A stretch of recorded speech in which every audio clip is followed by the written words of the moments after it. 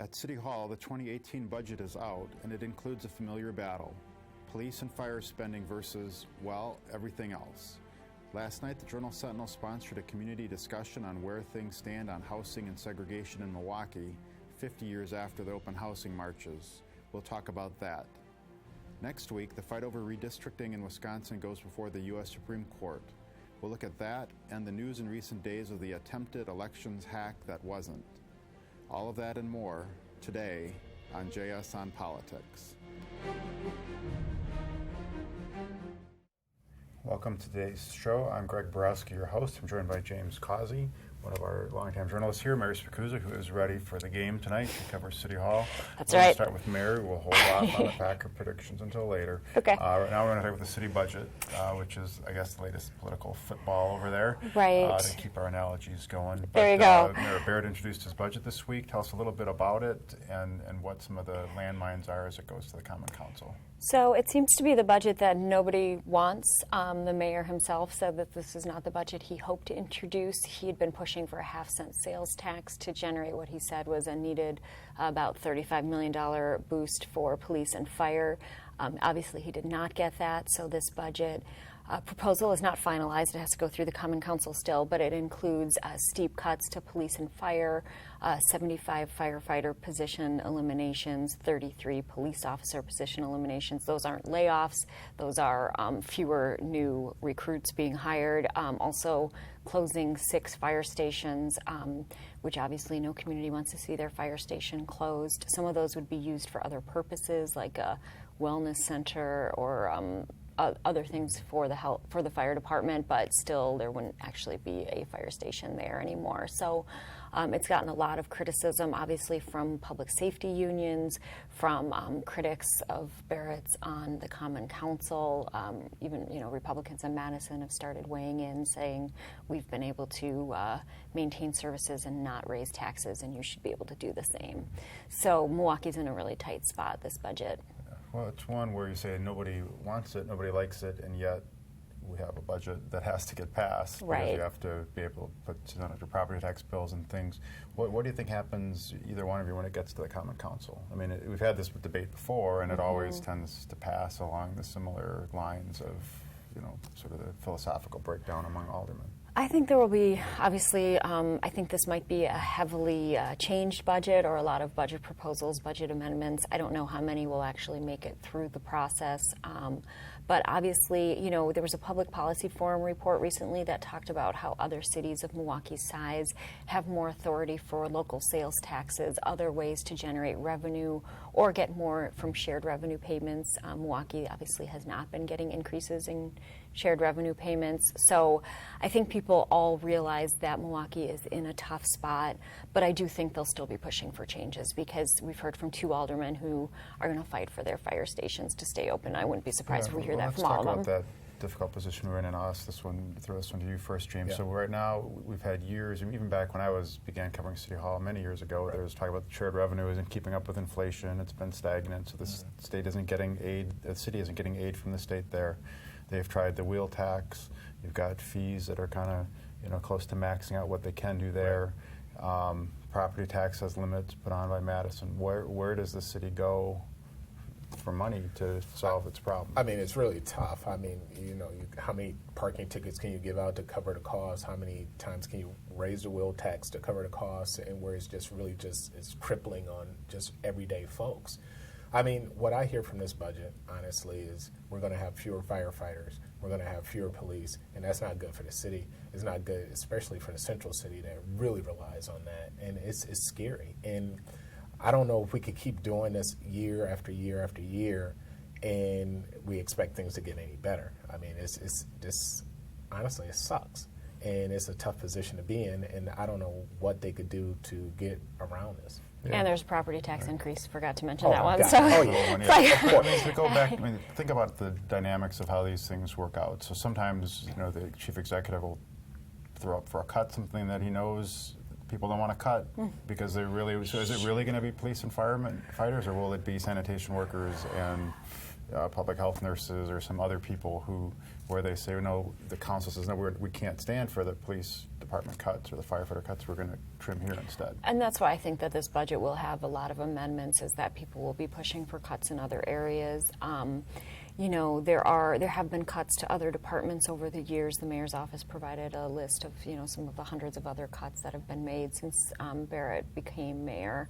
But yeah, I think that this will be one that nobody's going to want to pass, and that a lot of people will hope to change. And obviously, I think the mayor feels like public safety is a good argument to go to taxpayers with, and to say, you know, half-cent sales tax will improve public safety. But I don't think he's going to have the chance to take it to taxpayers, because I don't think it's going to be approved by, or, you know, by Governor Walker or the Republican-controlled legislature. Well, I mean, truly, though, if they had wanted to do a half-cent sales tax, they should have been pursuing that 6 months ago, a year ago, right? If you bring it up a few weeks before the budget comes out, there's just no way to get it through. But honestly, on a practical basis. He's talked about this earlier. I mean, this is not something new. I mean, I talked to the mayor about 2 or 3 months ago, and he mentioned that this is something that we have to do, because this is going to be a very tough budget.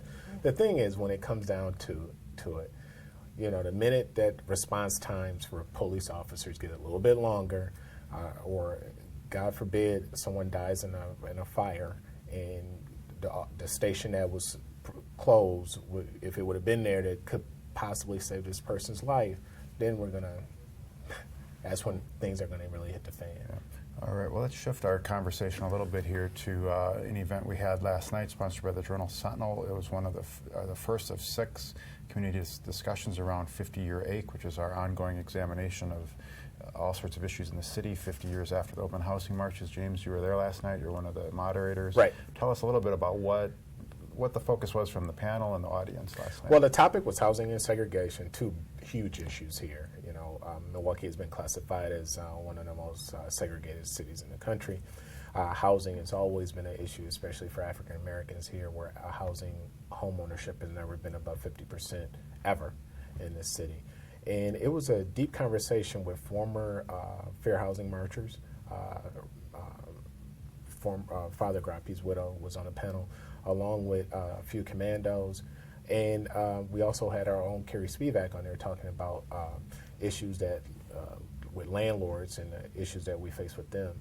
But I think it was great feedback between the audience and the people on the panel, because this is an issue that's not going anywhere soon. And it's 200 people there, so if you missed out, you missed out on a lot. Yeah, well, among the conversation, was there a particular, one thing that struck me was some of the original marchers, including some just from the audience who got up to kind of share their story, but also that sense of, okay, it's 5 decades later. You know, did we make the progress they hoped to make back in 1967 and 68? Let's put it to you this way. I think all of the people on the panel agreed that some progress has been made, and it should be made. Over 50 years, some progress should be made. But has enough been made? No. And I think we all walked away with saying, well, why is it that we have so far to still go? Why is it that we still have like only 29% of African Americans that own a home today? Why is it that there's such a gap between if you live in this area, you can almost guarantee with certainty what nationality that person is. Those issues are like that drive the city, and it's maddening because it seems like we're so slow to move the needle. However, we do know that there's other cities that are in similar situations, but they're trying to change it. You know, there's the Cleveland model that I talked about last night and that I wrote a series on, and then there's a regional approach that Minnesota takes on trying to where all the Habitats for Humanity are under one umbrella, where they're trying to expand and help low-income people find housing. So there's ways out there that we could make changes and improve, but we got to start moving that needle soon. Yeah. Let me ask you, Mary, on this one. So we had an article on Sunday that explored this dichotomy of these, where you can have rents that aren't that widely dispersed around the city. Mm-hmm. You could maybe rent in Bayview for the same rent on the north side, yet people, when you compare that to incomes, things, people are sort of trapped there. Who on the council, is there somebody who's a champion of addressing issues like that, and what can they do? Because you tend to not hear a lot of, like, here's an initiative to improve that. You hear more reactive stuff of, let's do this about the police department or whatever. Right. So there has been talk recently, especially in the wake of Carrie Spivak and Kevin Crow's articles about problem landlords, about trying to crack down on, troubled landlords who are, kind of either like eviction machines or really exploiting their tenants, renting, charging far too much rent for subpar conditions. And it really does trap people in poverty, because if you are paying 50% of your income towards rent, or even more, or anything above 25 to 30% is the recommended. How do you save up money to have a down payment on a home? How do you save up money for your kid to go to college? How do you even buy gas? It's really becomes a just kind of endless cycle of how expensive it is to be poor in certain neighborhoods in Milwaukee and really everywhere. So I think they are, that panel is trying to address it. I think I would like to hear them talk about it more and talk about it more proactively. So I know they're busy with the budget now, but maybe heading into 2018, I think they'll need to talk about it more. Well, bottom line, I feel that housing is a civil rights issue. And, everyone should be able to live in safe and affordable housing. I mean, if we make that a priority, we wouldn't have these situations where people are paying like $1,600 a month to live in a house full of mold, which makes absolutely no sense. Yeah, and you would think, just to go back to some of your earlier reporting, Ms. James, when you think of what it would cost to, say, buy a house or get a mortgage on it, if you were able to, get the mortgage issued to you, you can pay a lot less. Right. Exactly. Exactly. And then you're paying yourself, and you're actually getting that wealth, which is kind of the stumbling point. Right. So, all right, well, we're going to shift gears again, and this time go to this segment looking at the redistricting case that is headed to the U.S. Supreme Court. We're joined now by Patrick Marley of our Madison Bureau, and Patrick will be headed to Washington, D.C. next week for the Supreme Court hearing on Tuesday on the Wisconsin redistricting case. So we're going to talk a little bit about that and give our viewers a preview. Patrick, tell us, what's at stake here? This is the debate about, did the Republicans draw the lines in a way that favored them too much, several years ago? I don't think you can underestimate how important this case is, both in Wisconsin and nationally. The Supreme Court has been wrestling for decades, really, with whether you can go too far in drawing maps in terms of partisan advantage, and if you can, if you go so far as to violate the Constitution, how do you measure that? How do courts figure out when politics gets out of hand in drawing these maps? This case, I think, will answer that question of where the line is, or determine that that a court can't tell when those lines are, and that it's just left to political bodies to figure out. Yeah, so in this case, the plaintiffs are advocating a particular, formula to figure out what is too partisan and so forth. But if the court adopts that formula, or even if you take some other approach, what's the practical impact? Do we have to redraw lines before 2018? Do a whole host of states face changes? What's ahead? Yeah, if the courts, so the lower court ruled in the plaintiff's favor as a group of Democratic voters and ordered a new set of maps. So if the Supreme Court upholds that decision, yes, the legislature would have to put into effect new maps for the 2018 elections. If the legislature didn't move quickly enough, the lower court would probably establish some maps for those elections. But then in 2020, we'll have a new census, and every state will have to draw new maps. So between now and 2020, if the Democrats were to prevail here, it's certainly possible that there could be new litigation in other states, or that existing litigation in other states would take this to try to get new maps in place. But the clock is ticking, so really in the 2018 and 2020 election, it's hard to know if there could really be many new maps that get put into effect. What would be most significant about this decision, I guess either way that it goes, is that it will set new rules or make clear what the rules are for the 2020 redistricting that states would have to abide by. All right, and when you're looking at the Supreme Court, it's often divided, there's a couple swing justices. In this case, which justices are the ones that are most important to watch in your mind? So it's interesting because when you talk to attorneys who are interested in this case and they have very strong feelings one way or the other, the one thing they can agree on is that Anthony Kennedy is the justice to watch. He is really the one everyone's going to be focusing their arguments on, and is citing past decisions he's made. The court has split 4-4 really on whether this can be measured, with 4 conservatives saying you can't tell there's no good measurement for when the line has been crossed. The 4 liberals saying that, in the past 4 liberals saying that you can measure that, maybe disagreeing about what the measurement would be. And Anthony Kennedy in the middle, he says, we haven't found a measuring system yet, but he does believe that there should be a way for courts to figure this out. And he sort of challenged people to come up with different ideas for how you might get a court to be able to manage this issue and figure out when politicians go too far, either as Democrats or as Republicans are drawing lines to their advantage. All right, and staying with elections, but shifting our topic a little bit. So in recent days, we had the news first that there was an attempted hack on the Wisconsin voter registration system before the last election. Then it was the big oops. There really wasn't an attempted hack. I mean, what's going on there, and how are the officials who oversee elections feeling about the security of the election here in Wisconsin? Well, confusion definitely reigns as to what happened and what hackers were attempting to do. The federal government on Friday last week said the 21 states, including Wisconsin, had their voter or election systems attempted to be hacked by Russian government agents. The State Elections Commission here asked why they weren't told sooner, and the federal government said, well, we did tell you last year.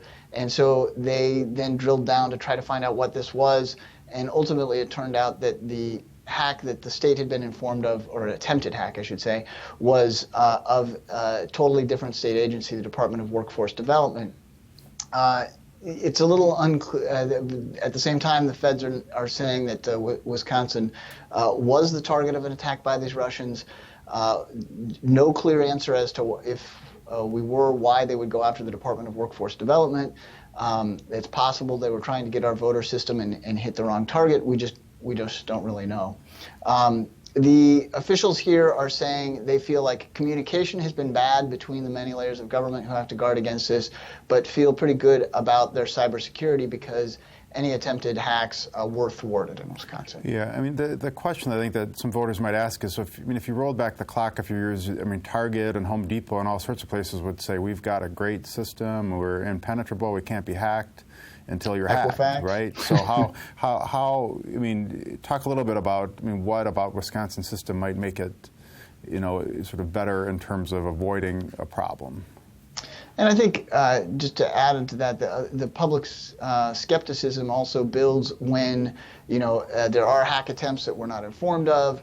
When agencies give this sort of conflicting information, it gets a little hard to know what information you can trust.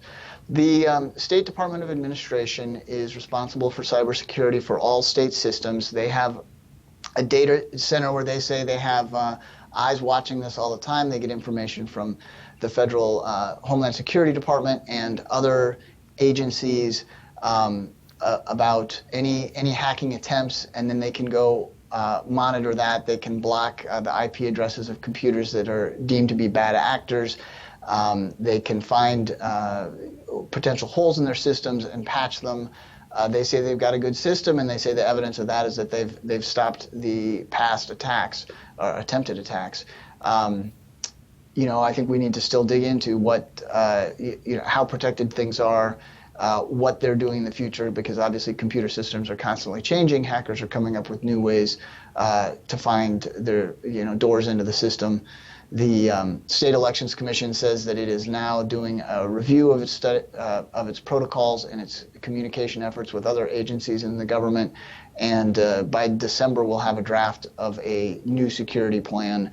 There may be some beefed up elements to how this voter registration system is used. It is used across the state by local clerks. There's about 3,000 people who have access to it.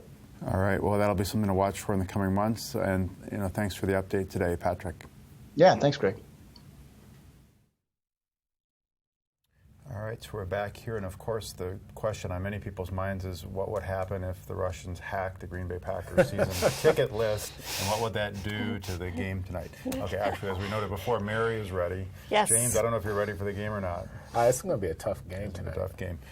For full disclosure, I forgot about the game. I'm not wearing orange and blue as some sort of, Oh my God. NFL statement. Whoa. I'm a little concerned how people Subliminal. look at You're a secret season Bears ticket fan? holders since before I was born. So let's go. We're talking about the NFL. A lot of people are talking about the NFL. It's all over social media.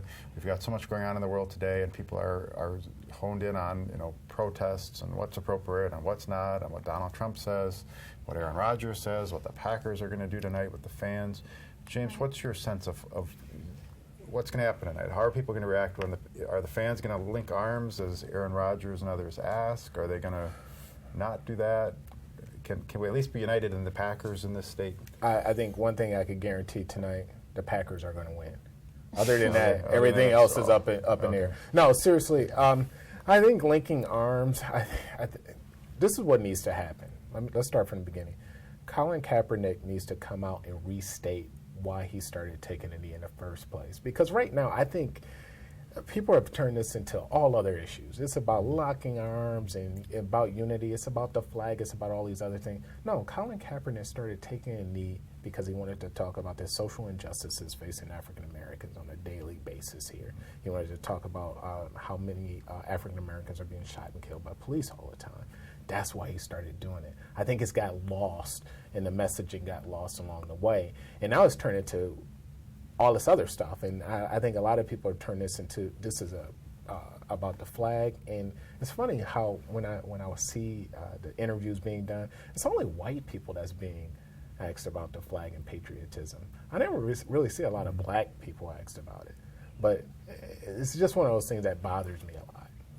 Yeah, let me ask you, Mary. So we mentioned before, just in passing, all the things happening, but you got Puerto Rico and the hurricane recovery efforts there. Part of our country, right? You've got the Republican health care plan going down for a third time this week. You've got Trump losing his candidate losing in the Republican primary in Alabama. Right. You've got that little North Korea thing going on. Is this, when earthquakes in Texas Mexico, and devastation. Florida. He sends out his focuses on this, and everybody's attention shifts. Right. But what is this, a strategy that he's employing, or is this just he's kind of scattered himself in what he's focused on? Maybe a little of both. I think he does. I don't really know how he decides what he's going to tweet about on any given day. I've heard it's often what he's watching on TV.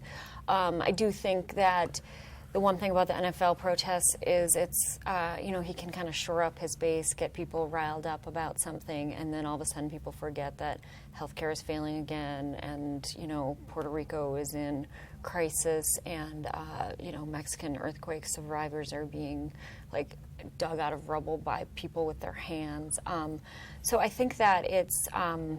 it's unfortunate that I obviously care deeply about the Packers and deeply about Aaron Rodgers, but I think there are a lot of other things that are pretty crucial that maybe people could be talking about more than whether Aaron Rodgers links arms and whether, Colin Kaepernick. And I think that, or to go back to talking about the whole reason that this started, because then it's about who's patriotic and who respects the flag and who doesn't respect the flag. And, James is right. This didn't start about not respecting the flag. This started about, African American men being shot and people feeling like they're not achieving the American dream that everyone in this country is supposed to have and have access to. Yeah, well, looking at some of these other issues that we talked about, healthcare and hurricane recovery and so forth, how, if there was no debate right now about NFL protests, what would we be talking about? How is Trump doing on some of these major things that are on his plate right now, Trump and really Congress and other leaders? I think he would be trying to move away from healthcare since he lost there, and he'll be focusing on the new tax law that he's trying to pass. But other than that, we still have people in Texas suffering. We still have people in Florida suffering. Puerto Rico is a mess. There's so many other things that we need to be focusing on right now. But you can always go back to that hot button issue of race. It's always going to be there. So that's your trump card. that you can always go back to. He also deleted some tweets about Luther Strange after his candidate lost. So it's interesting because he seems very reluctant to delete tweets, but in that case, Right. I think there were some headlines about him backing a loser, and maybe that set him off. I don't know, but it's All right, well, losers. It's funny you should mention losers. Okay. Okay, we're going to shift now to winners and losers of the week. And James, we're going to go first to your winner of the week. My winner of the week is, stick to sports, Greg Popovich, the coach of the San Antonio Spurs. I really like this guy because he's not afraid to talk about race, and he's not afraid to criticize the president either when he feels that the president should be criticized. But he said something this week that I thought was interesting. He said, "We still have no clue of what it's like to be born white." So, I mean, when you think about that, this coming from a white man who pretty much has it made. He's the coach of the Spurs. He's won championships and all these other things. But he said that. That's pretty powerful. Yeah, so he's talking about sort of the privilege that goes. White privilege, exactly. Okay. And Mary, your winner of the week. I'm going to go with local General Mitchell International Airport. At least it's looking like a winner. County Executive Chris Abley is proposing a huge boost. I think it was $25 million for a new terminal expansion. Obviously, that'll be a big win for the airport if that goes through. Yeah, it'll be related to the Foxconn expansion, Right. and might actually make it an international airport, more so than we've think of in the past, right? And your loser of the week, Mary. My loser, I'm going to say City of Milwaukee.